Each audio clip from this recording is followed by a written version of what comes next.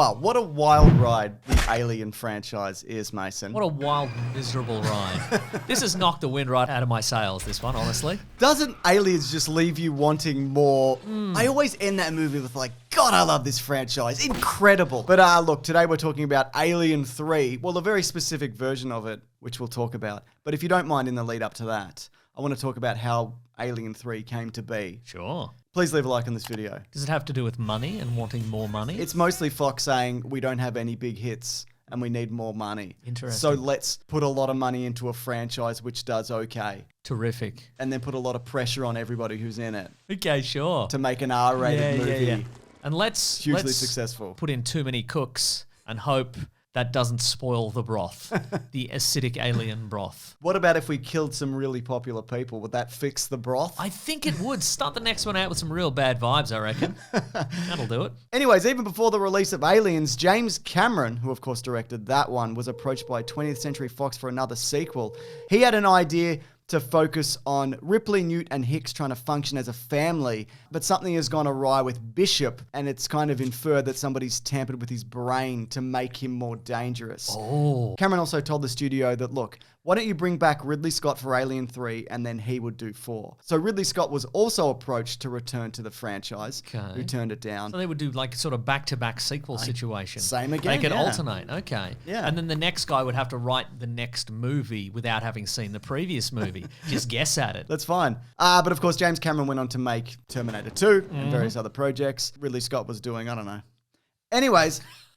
It's made 1 million movies, that man. That's right, yeah. A lot of them are good. Absolutely. So Rennie Harlan, who directed Die Hard 2, came on board. And The Long Kiss Goodnight. He did, that's right. Gina Davis's husband, I think. For a time, yes. The idea was to go back to the alien homeworld, which is not a terrible idea. I mean, they ended up sort of doing it in Prometheus and Alien Covenant. Yeah, huh? It was also his idea to have the aliens come to Earth, which I guess led to the first teaser trailer for this. Yeah, right. If you recall, they had a release date and the promise of the alien coming to Earth. In 1992, we will discover on Earth, everyone can hear you scream. Before they thought of anything else. That's right, just the alien just wandering around in New York City getting a slice off a cart. Oh my God. Getting a hot dog, off getting a an ice cart. cream off a cart. cart. Being like, oh, I don't have a taste for human meat anymore at all. New York's got everything. It's a big apple. So there's. And Rudy Giuliani's cleaned up all these streets. That's right. He's America's mayor. I love how this is the alien's voice, by the way. I'm gonna eat ya. No, just kidding. Anyways, then it was thrown to David Toohey. He came up with the Criminal Planet element. He also directed Pitch Black. Oh, he loves a Criminal Planet then, clearly. Also, that's an incredible Aliens-esque movie, isn't it? is, yeah. Yeah. Then Vincent Ward came on board. He directed... Vincent Ward came on board. That's right. Wow. Do you think that's what he announced? He kicked the door and he's like, guess what, folks? Vincent Ward's come on board. And they said, who?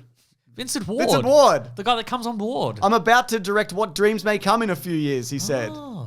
His idea was monks in space on a wooden planet. Wooden planet. Yeah. Do you remember that idea? There was a whole lot of concepts. This Yeah, was vaguely, yeah. very nearly the direction they went. And they spent a whole bunch of money on it, and then somebody went, how would a wooden planet work? Oh. We didn't think about that, Let's actually. scrap this whole thing then. But that's pretty much what happened, because one of the producers said, well, why don't we just make them convicts? And instead of a wooden planet, even though you're building all these sets, why don't we make it a mining colony? Also, do you have any kind of concept art of an alien, but it looks like a sheep and it's got a human's face sticking out of its butt? Yes, here it is. Okay, great. Just had that lying around. Yeah, so it was basically like he was told, look, you need to do this or you are going to be fired or leave.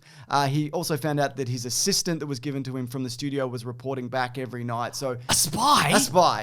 There was a lot of interference, so he stepped away. And then, of course, David Fincher came on board. Now, if you think you hate this movie, you do not hate it as much as David Fincher does. It's amazing to me that Fox is the #1 studio in the country because they're all such a bunch of morons. So this was his debut, because he used to do music videos before that? He did one for Madonna. Uh-huh. He did one for a different person. Sure. There's probably a third one. Here it is. yeah. God.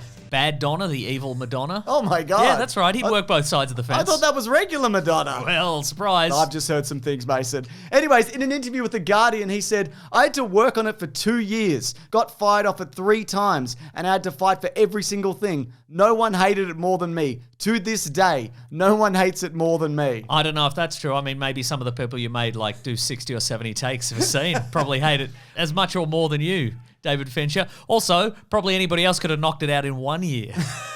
He does a lot of takes, David He Fincher. certainly does. And that was a problem, according to the studio, though he had the complete backing of Sigourney Weaver, who completely believed in him as a director. She's a Sigourney believer. That's right. And it turns out she was right because, yeah, he is an incredible director. Who knew? Not Fox, it turned out at the time. But he also said that during the 1992 LA riots, when they got close to the lab where the film's negatives were being developed, he hoped the entire building would burn down. And the film with it.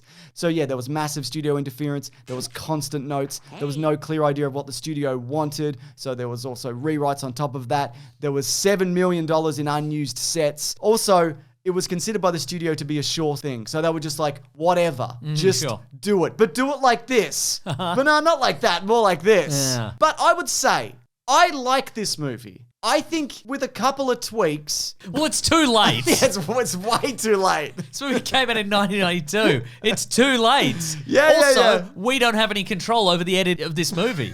It's too late. It's too late. Okay, there's a couple of ways I think this movie could have been better received. One, you keep Hicks and Newt in cryogenic status the entire movie, so it's not such a downer. So you don't spend the first 20 minutes of the movie revolving around the death and then the dissection of a little girl. Specifically, the little girl we got to know and love in the first movie that Ripley spends the back half of that movie trying to save. I remember the movie. Yeah, and I understand, like, maybe the idea here is, well, this is a cruel and unjust universe, and sometimes bad things happen to good people. But Again it just wiped out the point of the last movie. They could have all just died. Now, you mentioned that autopsy scene. Now, if you've seen the theatrical cut of this, you might be thinking, what is he talking about? Has Mason imagined an autopsy Of a little girl. Of a little girl. No.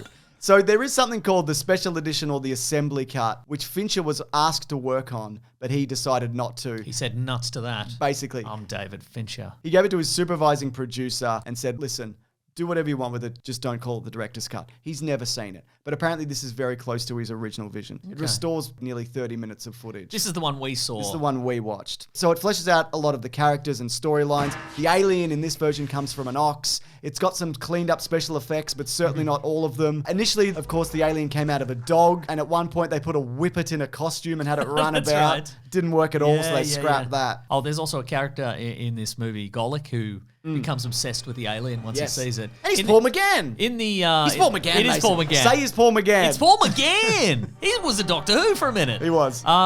Speaking of cast, Yeah. this is a real who's who. Oh, yeah. Tell you what, we've got Pete Postlethwaite, the man who Steven Spielberg said was the greatest actor in the world. He's in this for 5 minutes. Yep. And I think he's great in it in 5 minutes. He's incredible. A youngish Charles Dance. Oh my God. They wanted Richard E. Grant initially. That wouldn't be bad. I agree. 2 Doctor Who's, sort of. Yeah. Because he was in the Red Nose Day, Oh, that's whatever. right, yeah. Ralph Brown, who people might know as Miami Vice in the Lock, Stock TV series. Oh my God, his name was Miami Vice. It was, yeah. And of course, Lance Henriksen is his yogurty face. He does make an appearance as a puppet and as a real man, potentially. There's some theories around that. Okay, so my second thing is that I think could have saved this is if this was the second movie. Okay, what does that mean? So you go... It's too late. No. I cannot stress enough. They made that one. It's called Dollar Alien. But if they went Alien, Alien 3, except don't call it Alien 3, obviously. Okay, all right, sure. Then you have a similar situation in a different scenario. Okay. And then the dourness of it is removed because she's not bringing a dead girl with her. It's just her, okay. And then you move on to aliens. This cannot be done. I understand what I'm saying. It doesn't make any sense. Yeah. But I think if you did tweak the timeline, again, this would have been better Now, received. we might talk about this later, but I believe another piece of media changes the canonicity of the fate of some of the characters in this movie, right? I don't know. What are we talking about? We're talking about Colonial Marines, right? Oh my God, let's talk about that. Oh, you want to talk about it now? Why not? Well, let's talk about the deaths of these characters. So Carrie Henn, when she was asked about, well, you didn't return as Newt, but they did use a cast of your face from the previous movie. What do you think? And she was like, life goes on. But Michael Bean, or Mr. Bean, as you like to call him. Correct. He was very upset. He was hurt, first of all, not to be asked to return, and even more so that he was killed off immediately. He then found out through a third party that they'd made a replica of his body to use as a corpse that was going to be chest bursted, and he basically shut it down. He said, no, you can't do this. This obviously breaches like my personal copyright, I guess, Exactly, yeah. whatever you want to call it. yeah. But he did allow them to use a photograph of him. And the money for that was nearly as much as he got paid for Aliens, just for that Nice. thing. Mr. Bean also later stated that if he had any idea that David Fincher was going to have a career like this, he probably would have been more accommodating and would have said, can I just be in your next movie, please? Yeah, right. But anyways, you mentioned that he's not really dead. Well, probably. James, I learned this from you. So how accurate is it? But the video game Aliens Colonial Marines does a late act reveal that actually his body was switched out in the cryogenic suspension with another Marine. That's right. So we learned the last video that Amanda Ripley, not dead. No. Hicks, not dead. Mm-hmm. Newt's still dead. Yeah. Still very much dead. Okay. Alan Dean Foster, who did the novelization for this, even tried to save her in the book. Mm-hmm. Yeah, because he was like, no, please don't do this. Please, for the love of God. Do it for me, Alan Dean Foster. Yeah. And they said, no, Alan Dean Foster. That's right. You know Max Allen Collins. They Wow. said. Yeah, that's I don't think that's true. Wow. Another thing that I would probably change about this movie, James, is I would up the pace a bit. Oh, yeah. Because the alien's not really a presence in this for like an hour. Yeah. And it's not a tense hour. It's just people chatting in rooms for an hour. But it's interesting because I reckon and I don't have the exact numbers in front of me, but I reckon it's 40 or 50 minutes in Aliens before the alien shows up. But you do not feel that You at don't feel all. it, but you absolutely feel it in this Yeah. version. Also, bearing in mind, we did watch the extended cut. That's true. But yeah, there is hints towards it. But you're right. It's a little more on par with the original Alien in terms of pace, which is a hard thing to go back to after what they previously did. Which speaks to my idea that this should have been the second movie. Of course. Which is a good idea, and why didn't they do it? Right. Do you want to talk about the alien itself? Yes. Because I think the model work is great. And I It think is. the CGI looks like it came out of some sort of educational CD-ROM from the 90s. Okay, so yeah, I like the idea because it comes out of an animal, and maybe an ox doesn't make that much sense because it's not known for its speed or climbing on ceilings, but being sleeker and faster and all of that, I like that redesign. They got Giga in to redo it, but they didn't end up using it. I think they only used the redesign of the little one. The way they did this is it's a puppet, but they puppeteered it on green screen with rods, with motion control cameras. Okay. And then they had to match it into the scene. So that's why often when it's in an environment, it looks like it's in a different environment. Yep. Yeah. Kind of a waste of time when you think about it. Yeah, absolutely. And just the fact that they tried to do this then, I mean, it's pretty much an impossible task given the technology. Like, CGI wasn't quite there yet. We're a couple years away from, like, Jurassic Park, for example. Or The Seventh Guest.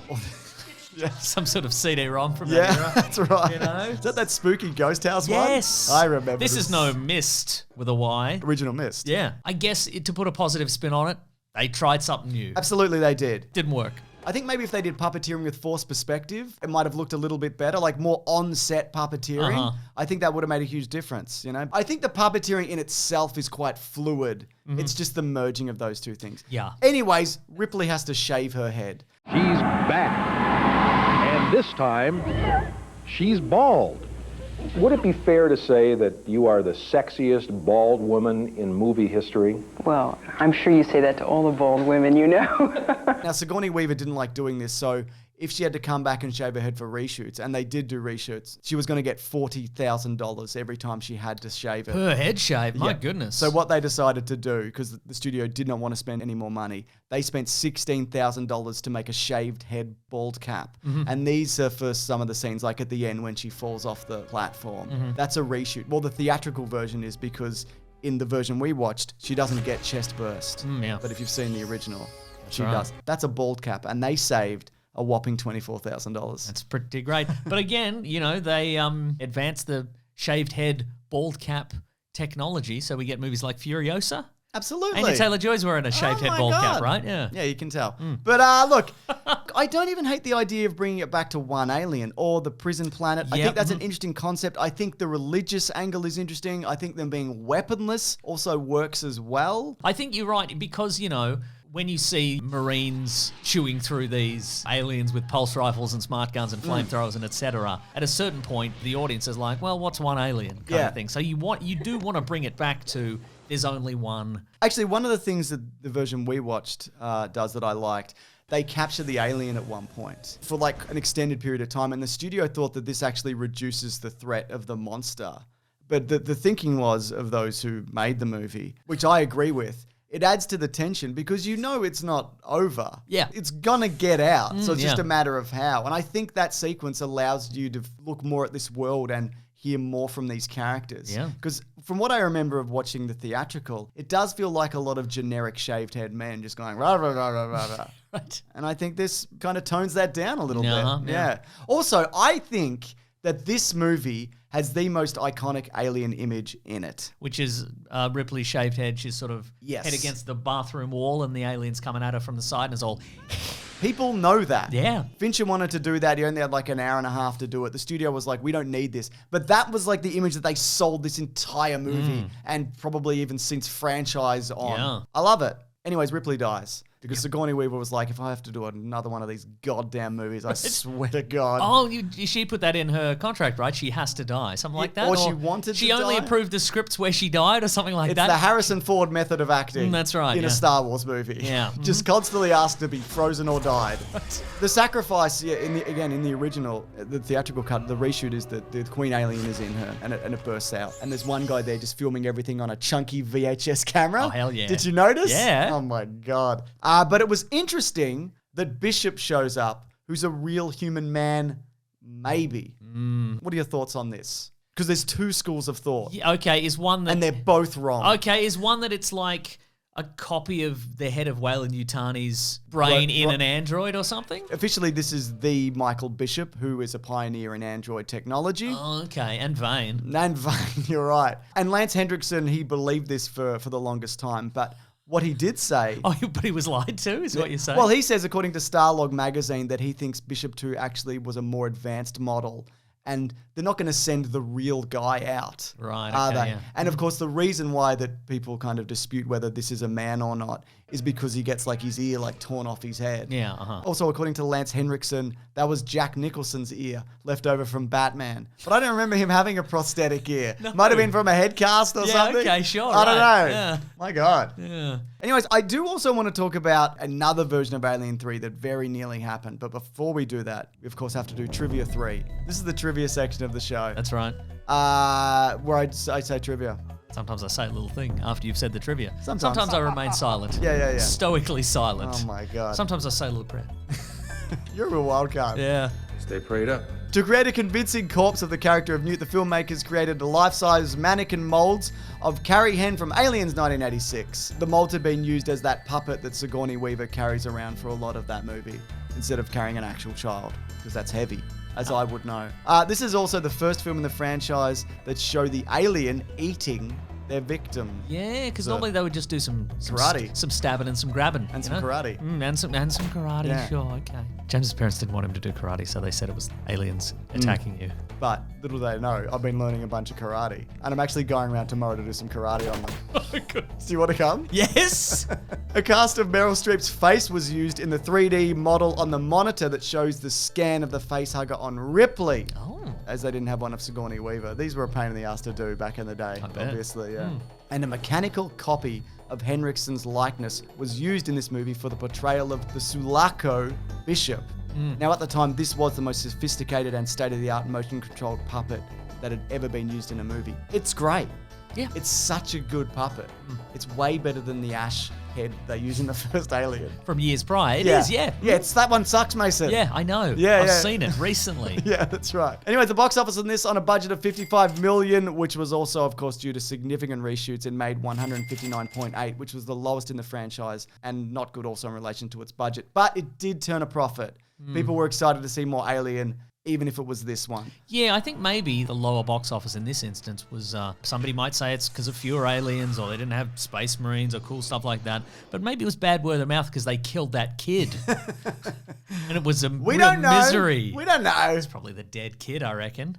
Now, famously, there is another version of Alien 3 which people constantly bring up. It has a comic adaptation, it has a book, and it also has a audible original. It's like 2 hours. This would be the version based on a script by William Gibson. Correct. Cyberpunk pioneer, author of Neuromancer. That's right. So it focuses more on Hicks and Bishop. The version that I listened to, because it was the quickest, was the audio drama. And they actually got back Mr. Bean Oh. and Lance Henriksen. It is very light on Ripley because they didn't want to pay Sigourney Weaver that amount of money. She got $4 million for Alien 3 in the end, which I guess they saved all the money on killing the other people who were in the other movies, I guess. And haircuts. And haircuts, yeah, that's right. So, look, I don't know if you could say that it's definitively better.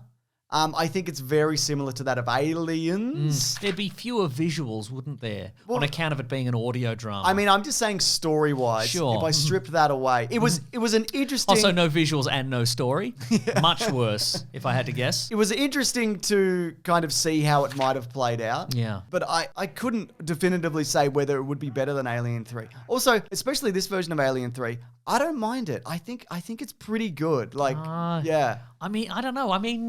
I think everybody's good I'm in an it. apologist. Yeah, you seem that way. I'm a lot of... And I'm a karate master, as my parents will soon find out. That's right.